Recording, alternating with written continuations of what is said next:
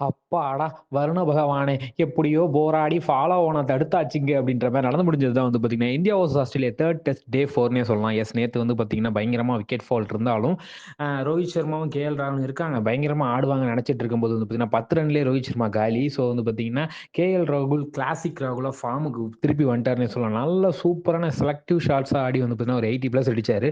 So அவரு கூட சேர்ந்து வந்து பார்த்தீங்கன்னா, ஜடேஜாவும் நல்ல ஃபார்முக்கு வந்தாருன்னே சொல்லலாம். ஸோ இப்படியே போயிட்டு இருக்கும்போது கண்டிப்பா வந்து பார்த்தீங்கன்னா, நம்ம வந்து ஃபாலோ பண்ணலாம் தாண்டி நல்லா டார்கெட் ஃபர்ஸ்ட் இன்னிங்ஸ் இன்னைக்கு மழை பெய்யாம மட்டும் இருக்கட்டும் அப்படின்ட்டு இருக்கும்போது மழை பெய்ய ஆரம்பிச்சிருச்சு. மாத்தி மாத்தி மழை பெய்ய திருப்பி பெவிலியன் வந்து திருப்பி மழை பெய்ய அப்படின்னு போயிட்டு இருக்கும்போதே வந்து பார்த்தீங்கன்னா, கே.எல். ராகுல் 80 பிளஸ் அவுட்.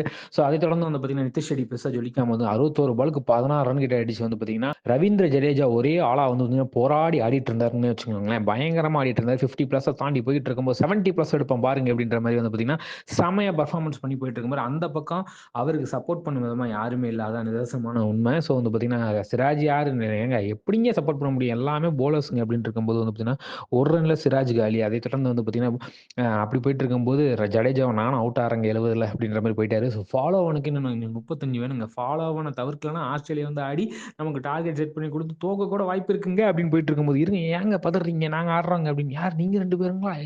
ஆகாஷ் தீப்பும், பூம்ராவும் வந்து பார்த்தீங்கன்னா, பேட்டர்ஸ் பண்ண வேண்டிய வேலைய சிறப்பாவே செஞ்சாங்கன்னே சொல்லலாம். ஸோ வந்து பார்த்தீங்கன்னா, செமையா போயிட்டு இருக்கும்போது, அதுவும் ஆகாஷ் தீப்லாம் வந்து 31 பாலுக்கு மனுஷன் 27 ரன்னு அந்த ஒரு விக்கெட்ட லாஸ் பண்ணிட்டோம்னா, ஆஸ்திரேலியா ஆடாம நம்மளே திருப்பி ஆட சொல்லி, திருப்பி டக் அவுட் 10 விக்கெட்டும் போயிருச்சுன்னா, நாளைக்கு அவ்வளோதான் சோலி முடிஞ்சிருமே அப்படின்னு இருக்கும்போது வந்து பார்த்தீங்கன்னா, ஒரு 4 அடிச்சு, அதுக்கு அடுத்த பாலே 6 அடிச்சுன்னு கம்பீர் இவ்வளோ சந்தோஷப்பட்டு நான் பார்த்ததே இல்லங்க அப்படின்ற மாரி போயிட்டு இருக்கும்போது, ஃபாலோவன தவிர்த்து ஆடிட்டு இருக்காங்க இந்தியான்னே சொல்லலாம்.